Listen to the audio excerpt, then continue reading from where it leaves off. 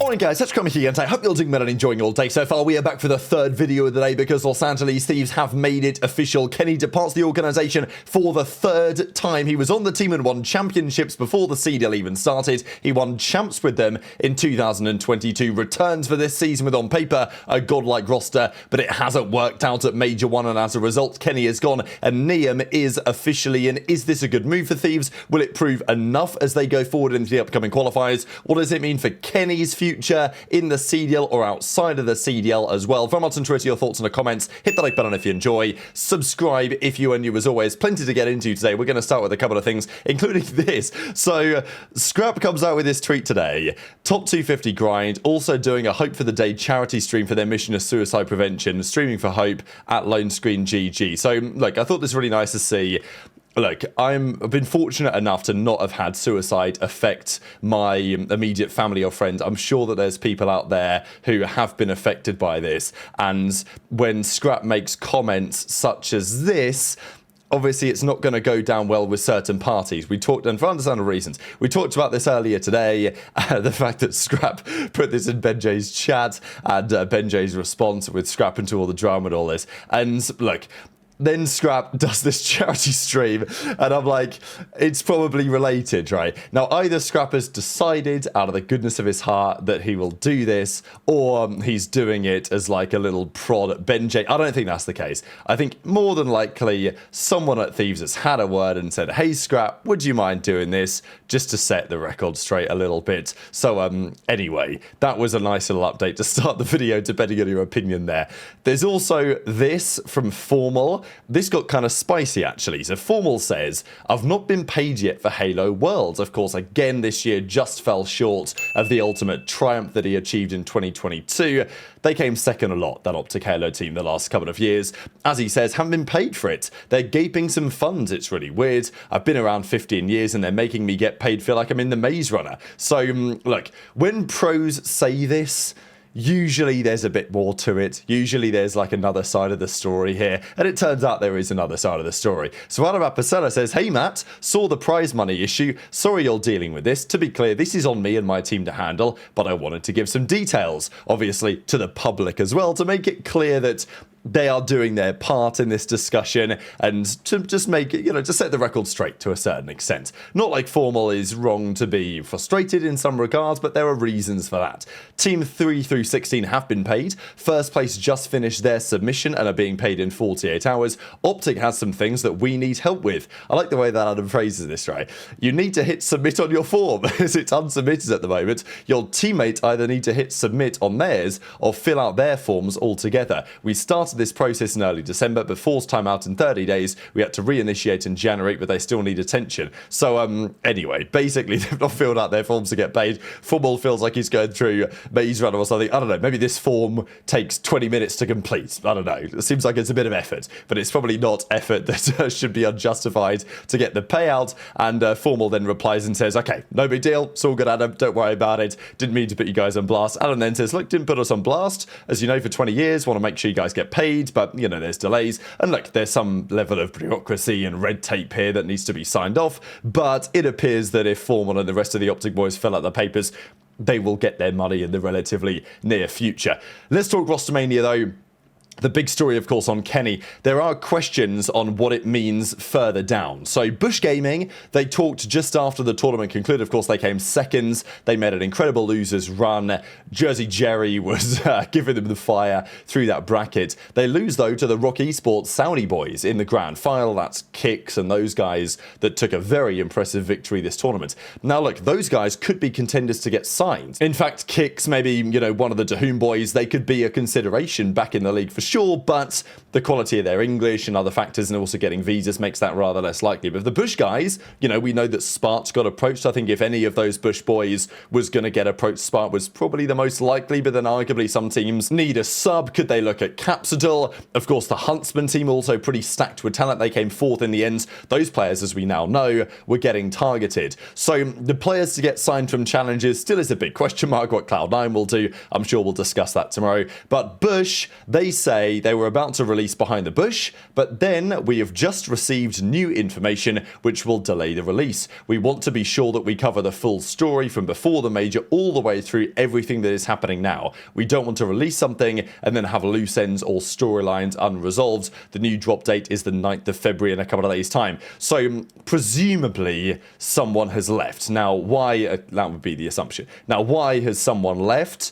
Is it because they've got a CDL offer that they want to take? That's a possibility. Is it because, let's say, the Huntsmen are making some changes and therefore they need a new player?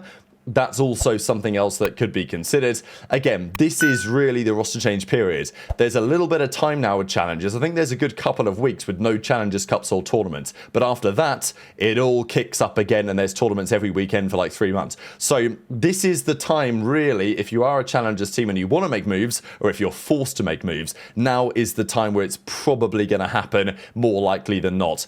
Is that partly related to what we are talking about here? As I say, with the Nium thing, possibly, but Thieves come out with a video and they say, thank you, Kenny. You'll forever be a part of our history. We can't thank you enough for everything that you have done for the Thieves. We're looking forward to seeing what you do next, which appears to be a letting go, a goodbye, a thank you, a, you know, your contract's been terminated type deal. Like, are they paying 2 months of severance pay? We talked about some of that drama with Cloud9. It's a little bit unclear exactly what is going on. What is clear is that Kenny didn't perform on that championship Saturday at the tournament. They bomb out top 6. Despite having a pretty up and down time, there was always questions on Kenny joining this team. Was it going to be a good idea? Could he rekindle some of that form that we have seen from him in the past? Like, legendary player, Kenny, one of the best flexes of all time, you know, on the border of being top 10 player in that kind of ballpark of all time. He's had a very challenging stint to end his career, and it's been surprising given that he won champs in 2024 with OpTic, and it looked at that point like it was only on the up. Kenny was still going to be a force, and look, Kenny's career is maybe played isn't the right word, but he's had plenty of ups and downs. He often will follow a good year with a bad one, and last year, of course, 2025, he followed a great year in Black Ops, in Modern Warfare 3, with a very challenging year in Black Ops 6. The question was, okay, this year, will Kenny turn it around as he normally does? The answer, of course, was no, at least initially, and maybe there's other reasons for that. We talked about the Thieves roster. The reason why Scrap made that message was because BenJ was saying that their work ethic sucks and they're struggling as a team because of that, and that's not necessarily on Kenny. That's on some of the other guys on the team. Kenny, we know, was lacking a bit of confidence the last couple of seasons, at least confidence in his own setup and ability, and he changed controllers. He was on the PS5, went back to the PS4. This PC seemed to be having some issues and stuff like this last season.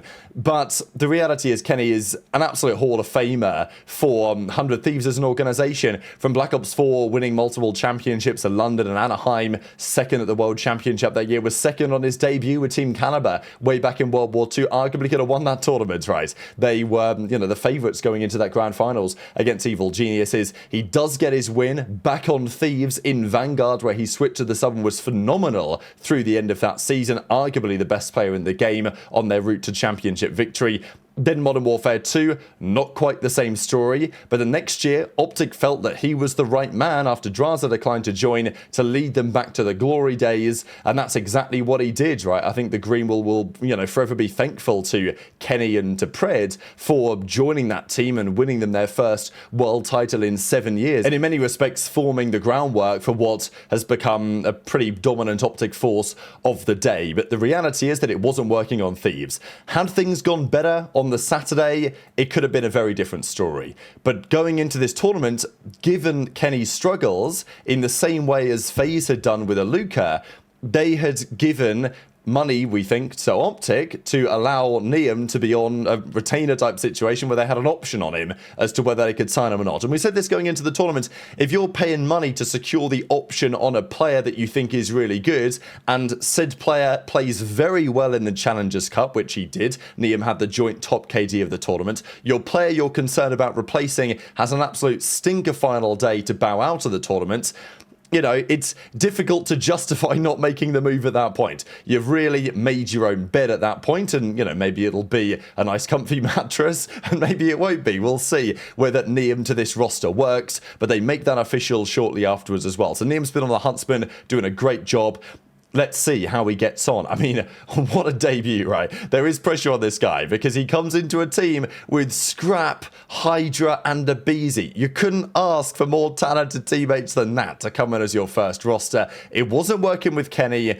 Partly that was because Kenny was dropping the too frequent absolute stinker, no doubt, but the majority of series that Kenny played this year were pretty good. The question, can Nium maintain that level that he has been in challenges? Look, he's not going to be dropping a 1.2 in the Pro League, certainly not alongside Scrap and HyDra, but if he can be more consistent in the slaying, it should lay a better groundwork for Thieves.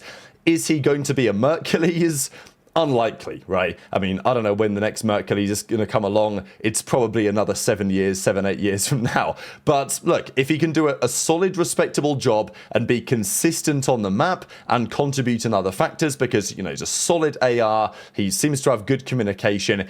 If he, you know, they needed a bit of a renovation, Thieves. I think it was clear in the game, out of the game as well. Something probably had to give. There was only one thing that was going to give in that circumstance. Thieves had paid for the option to do this before any other teams got their hands on Nium. So that's exactly what they have decided to do. Excited to have Nium on the squad, says their general manager. He's been popping off in challenges. He earned this opportunity. He will debut next weekend when we return for the Major 2 qualifier. So no comment as yet on, you know, whether Kenny is benched or whether he's somehow still on the team.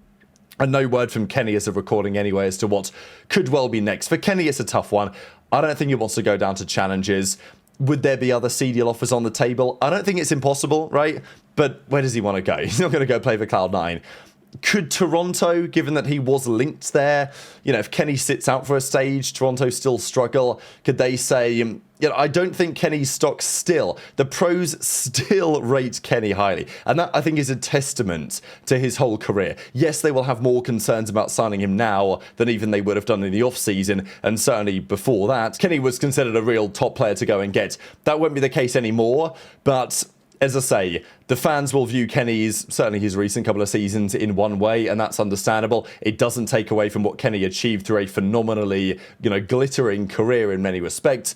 And it also doesn't take away from the fact that players still hold Kenny in very, very high regard. So, like, if Kenny decides that it's time to step away and call it a day in competitive Call of Duty, I wouldn't blame him, and I could totally understand it. It would be, you know, be sad to see, right, that his career ended in this way after it looked like he was still going to be a massive force at the top level of COD a year and a half or so ago.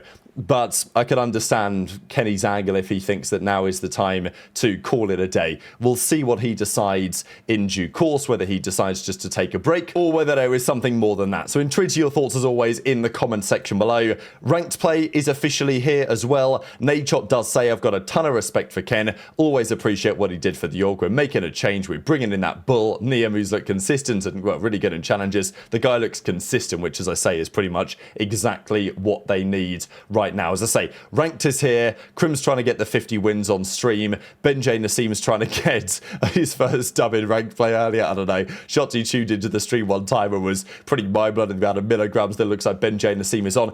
Just before we close out the video, I wanted to say a big thank you to FaZe, actually. I was very grateful when I received this really lovely gift. There's actually a picture of me here at the Major holding the thing, and among others. But yes, I was gifted, and I'll go like the little full screen version, this. So this is a poker set, Championship Weekend 2026. They did say that they are considering whether they could allow this to be available at champs for like purchase. You can see the cards here as well, and there's some really cool features here. Like if I just grab this one, you'll see the kings, they have the player faces on them. So this is the Drazah one. There's all sorts of other ones as well. So yeah, they made a few of these and they gifted them to a few of us, which I was really grateful for, and it traveled all the way back home with me, so that's sitting pride of place. But also I think there's going to be a lot of people that want to get their hands on something like this. So yeah, we'll see if they can cook up some of that for champs later on this year, of course in Vegas. So yes, thanks for watching as always. Hit the like button if you enjoyed, subscribe if you're new as always, take care, and I'll see you next time.